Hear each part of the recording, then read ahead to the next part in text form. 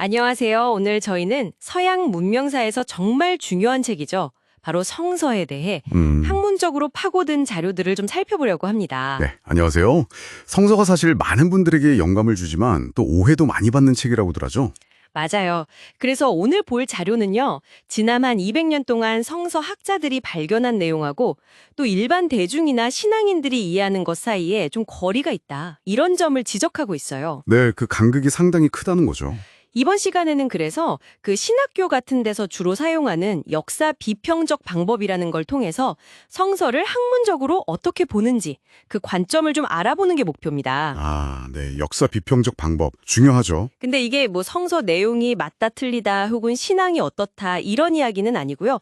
그 텍스트 자체에 대한 학문적인 분석 결과를 저희가 그냥 전달해 드리는 거예요. 어떤 편견 없이요. 그렇죠. 객관적인 정보 전달이 중요하니까요. 네. 자, 그럼 한번 시작해 볼까요? 네, 좋습니다.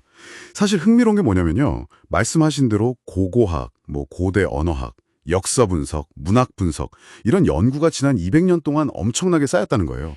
200년이나요? 꽤 오래됐네요. 네. 그런데 이 지식들이 주로 대학원이나 신학교, 학계 안에서만 공유되고 일반 대중이나 교회 다니시는 분들에게는 잘 안 알려졌다는 거죠. 아, 왜 그럴까요?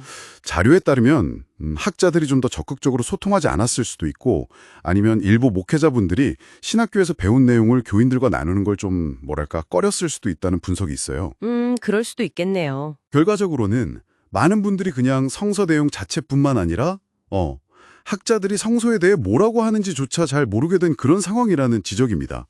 그렇죠. 저도 듣기로는 신학교 처음 가면 많은 학생들이 좀 충격을 받는다고 하더라고요. 아, 네네, 그렇죠. 다들 이제 성서를 영적인 지침서나 설교 자료로 배우려고 갔는데 갑자기 역사 비평적 방법이라는 아주 다른 방식으로 접근하니까요. 경건하게 읽는 거랑은 완전 다른 거죠. 맞아요. 완전 다른 렌즈로 보는 거니까요. 이 방법은 기본적으로 이 본문이 쓰여진 원래 역사적인 맥락에서 무슨 뜻이었을까? 이걸 묻는 거잖아요. 네.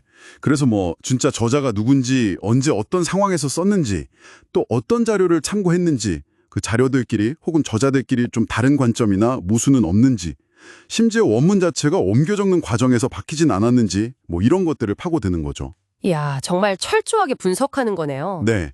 그래서 이 방법을 통해서 학자들이 발견했다고 주장하는 내용들이 기존의 생각과는 좀 다른 경우들이 있다는 겁니다. 어떤 것들이 있을까요?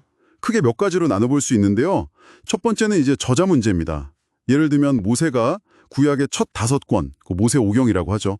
그걸 다 썼다거나 아니면 신약의 마태, 마가, 누가, 요한이 각 복음서를 직접 썼다는 게 전통적인 생각인데 네, 보통 그렇게 알고 있죠. 학계에서는 아닐 수도 있다. 다른 저자의 가능성 혹은 후대에 편집되었을 가능성 같은 걸 제시하는 거죠. 아, 우리가 알던 저자가 아닐 수도 있다니. 이거 좀 충격적인데요? 그렇죠. 받아들이기 어려울 수도 있죠. 두 번째는 성서 안에 내용상 좀 불일치하거나 모순되어 보이는 부분들이 있다는 지적이에요. 불일치요. 네. 예를 들면요. 아주 유명한 예가 창세기 1장이랑 2장에 나오는 창조 순서가 다른 거. 사람을 먼저 만드냐, 동물을 먼저 만드냐, 이게 좀 다르거든요. 아, 네. 들어본 것 같아요. 그리고 노아 방주 이야기도 보면 어떤 기록에는 동물을 7쌍씩 태우라고 하고 다른 데는 그냥 2쌍씩이라고 하거든요. 이런 차이점들이 있다는 거죠. 복음서에도 그런 게 있나요? 네, 복음서 간에도 있어요.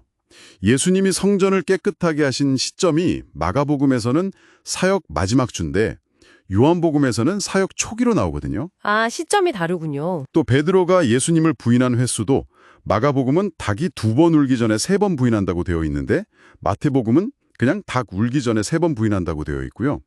부활절 아침에 무덤에서 본 존재도 복음서마다 좀 다르게 묘사되기도 하고요. 이런 차이점들을 그럼 어떻게 봐야 할까요? 학자들은 이런 차이들을 억지로 하나로 맞추려고 하면 오히려 원래 복음서 저자들의 의도했던 메시지를 놓칠 수 있다고 비판하기도 해요. 그냥 각자의 관점이 다르다고 보는 거죠. 그렇군요. 각자의 목소리로 들어야 한다는 거네요. 네. 그리고 세 번째 지점은 역사성이나 윤리적인 문제에 대한 질문들입니다. 역사성이요? 네. 예를 들어 출애굽 사건이나 예리고성 함락 같은 아주 큰 사건들이 고고학적으로는 그 증거를 찾기가 좀 어렵다는 주장들이 있어요. 아, 정말요? 그리고 신약성서 중 일부 편지들은 사도의 이름으로 쓰여졌지만 실제로는 그 사도가 아니라 후대의 다른 사람이 썼을 가능성, 이걸 위명이라고 하는데요. 그런 가능성도 제기되고요. 위명 작품일 수도 있다. 네, 또 윤리적인 문제로 지적되는 부분도 있습니다. 예를 들어 여리고 주민들을 모두 죽이라는 명령이라던가 시편 137편에 나오는 바빌로니아 아기들에 대한 복수심 같은 내용들이요. 듣고 보니 좀 받아들이기 힘든 내용들이네요. 그렇죠. 근데 여기서 중요한 건 이게 신이 나쁘다는 비판이라기보다는 성서라는 텍스트가 신이나 인간의 역사를 어떻게 그리고 있는가, 그 묘사 자체를 분석 대상으로 삼는다는 거예요. 아, 텍스트 자체에 집중하는 거군요. 맞습니다. 결국 이 역사 비평적 관점으로 보면 성서를 그냥 하나의 통일된 목소리로만 볼 게 아니라 여러 시대, 여러 문화적 배경을 가진 다양한 저자들이 남긴 다양한 관점과 메시지들이 모여있는 책으로 보게 되는 거네요. 정확합니다. 마태 다르고 누가 다르고 또 바울 다르고 야고보 다르고 구약과 신약의 저자들 사이에도 신학적인 입장이 다를 수 있다는 거죠. 그래서 이 모든 다른 목소리들을 각자의 맥락에서 이해하려는 시도가 중요해지는 거군요. 바로 그겁니다. 각 텍스트가 원래 어떤 상황에서 누구에게 왜 쓰였는지를 이해하는 게 핵심이 된다는 결론에 이르는 거죠. 네, 오늘 저희는 여러분이 보내주신 자료를 통해서 성서에 대한 학문적인 연구, 특히 그 역사 비평적 방법이 어떤 질문들을 던지고 또 어떤 결과들을 이야기하는지 간략하게나마 살펴봤습니다. 네, 전통적인 저자 문제부터 시작해서 성서 내부의 불일치 문제, 또 역사성 논란, 그리고 때로는 좀 받아들이기 어려운 묘사들까지 학자들이 텍스트를 어떻게 분석하는지에 대한 이야기였죠. 다시 한번 말씀드리지만 저희가 이 분석이 옳다, 그르다 이렇게 판단하는 게 절대 아니고요. 그냥 이런 학문적인 논의가 존재한다는 사실 자체를 여러분께 전달해드리고 싶었습니다. 네, 맞습니다. 자, 그럼 이제 마지막으로 여러분께 질문 하나를 던져보면서 마무리할까 합니다. 만약에요, 성서를 신이 완벽하게 불러준 내용을 그대로 받아 쓴 칙이 아니라 아주 오래전 각기 다른 시대와 관점을 가진 여러 인간 저자들이 기록한 문서들의 모음집으로 본다면 여러분과 이 오래된 텍스트와의 관계는 어떻게 달라질 수 있을까요? 한 번쯤 생각해 보실 만한 질문인 것 같습니다.